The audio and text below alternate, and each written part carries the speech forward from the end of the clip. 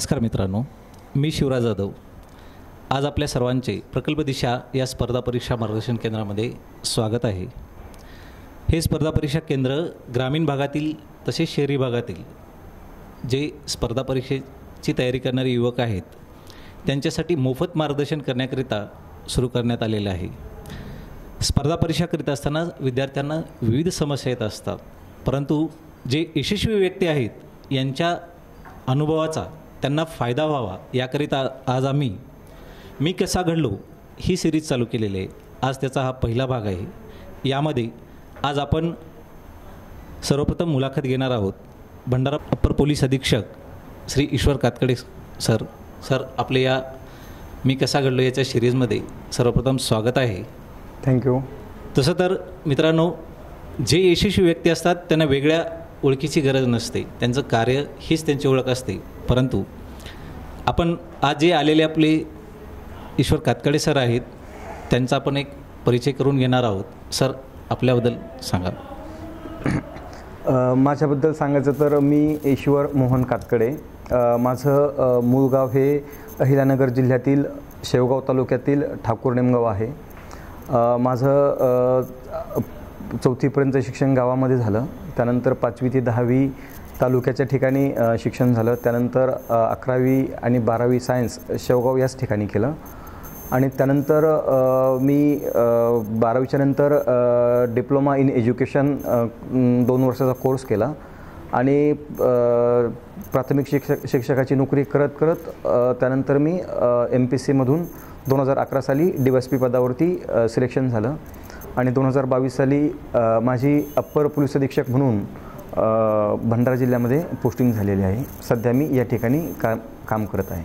म्हणजे सर, ग्रामीण भाग असो की शहरी भाग असो, पार्श्वभूमी कुठून आहे याचा काही असा फरक पडतो की नाही? म्हणजे नाही, तयारी करणाऱ्या मुलांना ग्रामीण भागातील असो किंवा शहरी भागातील असो, तुम्ही तयारी कशी करता हेच तुमच्या यशाला मॅटर करतं।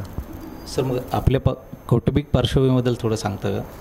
हां, कौटुंबिक पार्श्वभूमी म्हटलं तर माझ्या कुटुंबामध्ये गावाकडे आई वडील आहेत, मोठा भाऊ आहे, त्याची फॅमिली आहे आणि आई ही गृहिणी आहे आणि वडील एक सर्व्हिसमॅन आहेत। ते 89 साली रिटायर झालेले आहेत, गावाकडे ते शेती करत आहेत सध्या।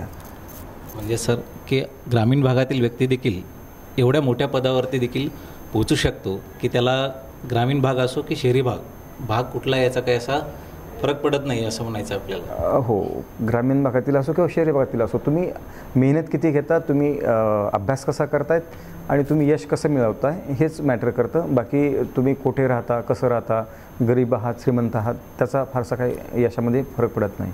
सर, मग तुमच्या यशामध्ये तुमच्या कुटुंबाचा कसा सहभाग राहिलेला आहे, कसं सपोर्ट झालेला आपल्याला? हां, माझ्या यशामध्ये कुटुंबाचा मोलाचा वाटा आहे। माझी आई असेल, माझे वडील असतील, त्यांनी मी जेव्हा 2009, 10, 11 साली MPSCची तयारी करत होतो त्यावेळी त्यांचा मोठा सपोर्ट होता, त्याचमुळं मी या पदापर्यंत पोहोचलेलो आहे। सर, बरेचसे क्षेत्र होते स्पर्धा परीक्षेमध्ये किंवा बरेचशा विविध पोस्ट होत्या, पण MPSCतच यावं असं काय वाटलं तुम्हाला? काय प्रेरणा, काय नेमकं? ग्रामीण भागात वाढलो होतो। 2006ला मला प्राथमिक शिक्षकाची नोकरी लागली होती। त्यावेळी आमच्या गावातील एक शिक्षक त्यावेळी PSI झाले होते आणि 2009ला 7, 8, 9ला ते काहीतरी PSI झाले होते। म्हणजे ग्रामीण भागातला फौजदार हा शब्द सर्वात मोठा असतो, त्यामुळे मला असं वाटलं की आपण फौजदार बनावं।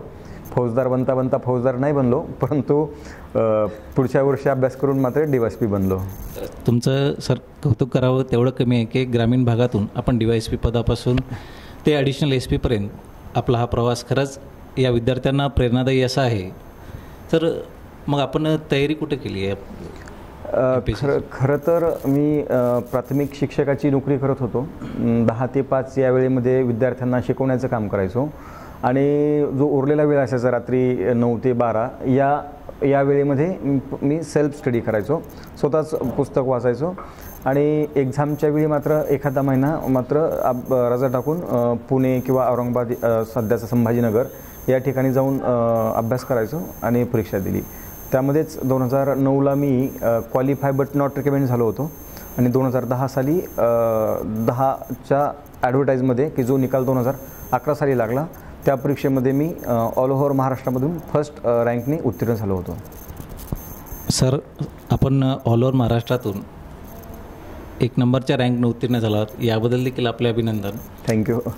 आणि सर, मला आणखीन एक विचारायचं आहे त्याच्यामध्ये की ज्यावेळेस अपयश येतं त्यावेळेस माणूस खचतात. बरेचसे विद्यार्थी काय करतात, अपयश येतं मग सोडून देतात त्याच्यामध्ये प्रवास. याच्याबद्दल काय सांगाल तुम्ही?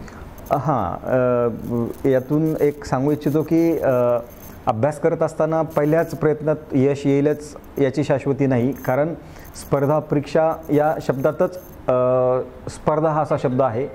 कारण महाराष्ट्रातून जवळपास 3 ते 4 लाख विद्यार्थी या परीक्षांना ॲपेअर होत असतात आणि व्हॅकन्सीज किंवा रिक्त पदे हे 200, 300 किंवा 400 एवढ्या संख्येमध्ये असतात. त्यामुळे स्पर्धा मात्र मोठी आहे. हे करत असताना एखाद्या वेळी प्री एखाद्या मार्काने राहून जाते, एखाद्या वेळी प्री पास होतो, मेन्स 1-2 मार्कांनी राहून जाते. होऊ शकतं की मेन्स पास होतो आपण, इंटरव्ह्यू 1-2 मार्कांनी राहून जाते. परंतु मेहनत घेताना सातत्य असलं पाहिजे. सातत्य जर असेल तर यश मात्र तुम्हाला 100% भेटून जातं. पण हे करत असताना निराश होण्याची गरज नाही. सातत्य जर ठेवलं तर यश मात्र तुम्हाला 100% भेटून जाईल. सर, तुम्ही एक सांगितलं की तुम्ही शिक्षक म्हणून काम केलं, जॉब होता, बराचसा वेळ आपले कर्तव्य पार पाडण्यात जातो. मग उरलेल्या वेळेचं नियोजन तुम्ही कसं केलं अभ्यासासाठी?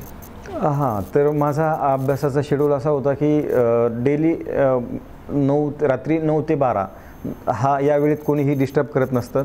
यावेळी मात्र मी डेली 9 ते 12 असा 3 तास अभ्यास डेली करायचो.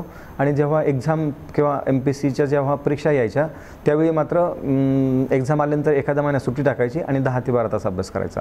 उरलेल्या वेळेमध्ये मात्र 3 तास डेली अभ्यास करायचो. आणि त्यामुळेच मुक्त विद्यापीठचे ग्रॅज्युएशन असतानासुद्धा मी महाराष्ट्रामधून त्यावेळी फर्स्ट रँकने उत्तीर्ण झालो होतो. सर, राज्यसेवा म्हटलं तर मुलाखत आली. सर्वात महत्त्वाचं आहे ती मुलाखत. बऱ्याचजणांना ज्यावेळेस युवक ही तयारी करत असतात त्यांना मुलाखत हा भाग अवघड वाटतो. बरेच वेळेस मी पण ऐकलेलं आहे की ज्यावेळेस मुलाखतीत अपेक्षा येते की ते म्हणतात की मुलाखतीमुळे होत नाही आहे, मुलाखतीतून परत येतात, मग तिथं परत होतात. पण या मुलाखतीसाठी तुम्ही कशी तयारी केली मग? हां, मुलाखत म्हणजे ॲक्च्युली ही उमेदवाराच्या व्यक्तिमत्त्वाची परीक्षा असते. परंतु अनेक उमेदवारांना असं वाटतं की मुलाखत म्हणजे आपल्या ज्ञानाची परीक्षा आहे, आपल्या नॉलेजची परीक्षा आहे. ॲक्च्युली MPSCने प्री आणि मेन्स या 2 एक्झाममध्येच आपल्याला किती नॉलेज आहे त्याची परीक्षा घेतलेली असते. त्यामुळे आयोगाच्या सदस्यांना अपेक्षित असतं की तुमचं व्यक्तिमत्व कसं आहे, तुम्ही मॉबला कसं फेस करू शकता, ग्रामीण भागातील लोकांशी कसा संवाद साधू शकता, त्यांच्या अडचणी कशा समजावून घेऊ शकता, तुमचा प्रशासनाबद्दलचा दृष्टिकोन कसा आहे, या गोष्टी समजावून घेण्यासाठी खरी मुलाखत घेतली जाते. मुलाखत म्हणजे तुमच्या व्यक्तिमत्त्वाची परीक्षा असते. त्यामुळे या मुलाखतीला तुम्हाला फार नॉलेज नसेल तरी चालेल, परंतु तुम्हाला आत्मविश्वास असला पाहिजे, तुमची बॉडी लँग्वेज व्यवस्थित असली पाहिजे. आणि तयारी करताना स्वतःबद्दलचा पूर्ण बायोडाटा, त्याचे प्रश्न कसे येतील, आपण किती कॉन्फिडन्सने बोलू शकतो याची प्रॅक्टिस स्वतः आपण करू शकतो. आरशाच्या समोर उभा राहून. त्यानंतर काही ठिकाणी मॉक इंटरव्ह्यूज घेणारे खाजगी क्लासेस असतात. आपण 3-4 ठिकाणी मॉक इंटरव्ह्यू देऊ शकतो की जेणेकरून आपल्याला जे काही आपल्यात थोड्याफार त्रुटी असतील, कमतरता असतील त्या फिनिशिंग करतात आणि आपण चांगल्या प्रकारे जर मुलाखत दिली तर 100% आपल्याला यश मिळू शकतं. आज या भंडाऱ्यासारख्या ग्रामीण भागामध्ये पोलीस दलातर्फे हा प्रकल्प दिशा चालू करण्यात आला आहे. याची संकल्पना कशी सुचली सर, किंवा हा चालू करावा यामागे काय मोटिवेशन होतं, की काय उद्देश? हां, खरं तर 2022 ते 2024च्या दरम्यान भंडारा जिल्ह्याचे तत्कालीन पोलीस अधीक्षक लोहित मतानी होते. मतानी सरांबरोबर आणि आमचे एक अधिकारी आहेत API अभिजित पाटील, त्यांच्याबरोबर आम्ही भंडारा जिल्ह्यामध्ये जवळपास 23पेक्षा जास्त अभ्यासिका ओपन केल्या. कुठंतरी स्थानिक NGOची मदत घ्यायची, स्थानिक कंपन्यांचा CSR फंड वापरायचा आणि ग्रामीण भागातील मुलांना स्पर्धा परीक्षेची तयारी करणाऱ्या युवकांना अभ्यासिका गावातल्याच कुठंतरी बंद असणाऱ्या रूम्स उपलब्ध करून घ्यायच्या, त्यालाच कुठंतरी थोडंसं डागडुजी करायची आणि त्यामध्ये वर्ग 3 वर्ग 2चे अनेक स्पर्धा परीक्षेचे पुस्तकं त्यांना उपलब्ध करून द्यायचे. त्यामुळं असा फायदा झाला की आम्ही 1-2 ठिकाणी केल्यानंतर आम्हाला खूप लोकांच्या रिक्वेस्ट यायला लागल्या की आमच्या पण गावात लायब्ररी ओपन करा, आमच्याही गावात करा. मग असं करत करत जवळपास 25पेक्षा जास्त अभ्यासिका उपलब्ध करून दिल्या. मग त्यानंतर मनात असा विचार आला की आपण सर्वच गावामध्ये अभ्यासिका ओपन करू शकत नाही, परंतु एक करू शकतो की एक डिजिटल प्लॅटफॉर्म उपलब्ध करू शकतो. त्यासाठी मग अशी संकल्पना आली की आपण एखादा यूट्यूब चॅनल करावा भंडारा पोलिसांच्या नावानं. मग सध्याचे पोलीस अधीक्षक नुरुल हसन सर यांच्या संकल्पनेतून मग आणि आमच्या दोघांच्या चर्चेतून असं झालं की आपण एक यूट्यूब चॅनल करायचं, प्रोजेक्टला नाव दिशा द्यायचं आणि जे तज्ज्ञ फॅकल्टीज आहेत त्यांना आपण CSRच्या माध्यमातून त्यांना पेमेंट द्यायचं आणि त्यांना या ठिकाणी बोलवून सांगायचं की तुम्ही गायडन्स करा मुलांना. तर आता याचा असा फायदा होतो की ग्रामीण भागातील मुलं हे चॅनल सबस्क्राईब करतात आणि त्यांना अक्षरशः निशुल्क एकही रुपये कसल्याही प्रकारची फी न घेता त्यांना जे मोठ्या शहरातील क्लासेस जास्त फी आकारून त्यांच्याकडून त्यांना कोचिंग क्लासेस देत आहेत तेच आपण त्यांना पूर्णपणे निशुल्क देण्यासाठी ही खरी संकल्पना आहे. आणि ग्रामीण भागातील मुलांनाही आमचं आव्हान आहे की आपण या निशुल्क प्रशिक्षणाचा जास्तीत जास्त फायदा करून घ्यावा.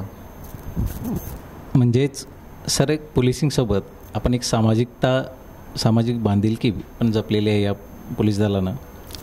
आज आपण या स्पर्धा परीक्षा करणाऱ्या युवकांना काय संदेश देऊ इच्छाल सर? हां, स्पर्धा परीक्षाची तयारी करणाऱ्या युवकांना हा संदेश देईल की यश 100% भेटतं, परंतु यश भेटण्यासाठी जी तुम्हाला मेहनत घ्यायची असते ती मेहनत तुम्ही घेणं अपेक्षित आहे. त्यासाठी जे काय तुम्हाला प्लॅनिंग करायचं आहे, तुमचं नियोजन चांगलं असलं पाहिजे. नियोजन असताना तुम्हाला चांगल्या गोष्टीकडे लक्ष दिलं पाहिजे आणि हे करत असताना थोडंसं सोशल मीडिया जे आहेत त्याच्यापासून थोडंसं बाजूला राहिलं पाहिजे. जर मेहनत जो युवक डेली 5 ते 6 तास चांगल्या प्रकारे तयारी करील 1 वर्ष, त्याला वर्ग 3ची नोकरी 100% भेटून जाईल. आणि ज्याला क्लास 1ची नोकरी पाहिजे त्याने 2 वर्ष किंवा 3 वर्ष मिनिमम 6 तास जर डेली अभ्यास केला तर त्याला 100% यश भेटेल असं मी तुम्हाला खात्रीनं सांगतो. धन्यवाद सर.